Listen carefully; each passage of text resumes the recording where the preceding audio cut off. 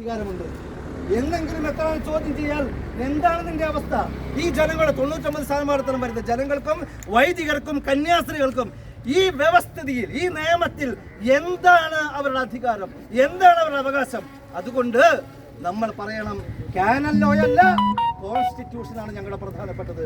ഈ കോൺസ്റ്റിറ്റ്യൂഷന്റെ കീഴിൽ ഈ ജനങ്ങൾക്കും ഞങ്ങൾക്കും അധികാരമുള്ള ഒരു വ്യവസ്ഥിതി ഉണ്ടാക്കണമെന്ന് പറയുന്നിടത്താണ് നമ്മുടെ സമരം. അത് കൊടുങ്കാറ്റായിട്ട് പരിണമിക്കുക. കൊടുങ്കാറ്റാണ് നമ്മൾ ചെയ്യുന്ന സമരം. ഇത് ഈ സമൂഹത്തെ പറഞ്ഞ് മനസ്സിലാക്കുന്നതിന് ഇത് കുർബാനയിൽ അങ്ങോട്ട് തിരിയണോ ഇങ്ങോട്ട് തിരിയണോ എന്നൊരു വിഷയമല്ല.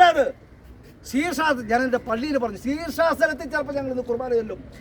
ഞങ്ങൾ തീരുമാനിക്കുന്നത് മെത്രാൻ തോക്ക് ചൂണ്ടി ലാത്തി കാണിച്ച് ചൊല്ലണമെന്ന് പറഞ്ഞാൽ ചൊല്ലാൻ സൗകര്യമില്ല എന്ന് ഞങ്ങൾ പറയും.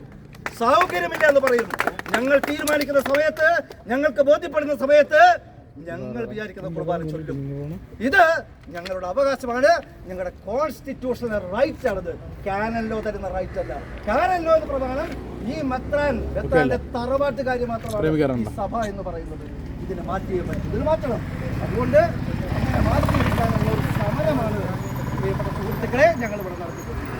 ഇത് കുർബാന വിഷയം പരിഹരിക്കാനോ ഭൂമി കച്ചവടത്തിൽ കുറച്ച് ഭൂമി നഷ്ടപ്പെട്ട് കുറച്ച് പണം തിരിച്ചു പിടിക്കാൻ വേണ്ടി നടക്കുന്ന സമരം മാത്രമല്ല. അത് മാത്രമല്ല, ഞങ്ങൾ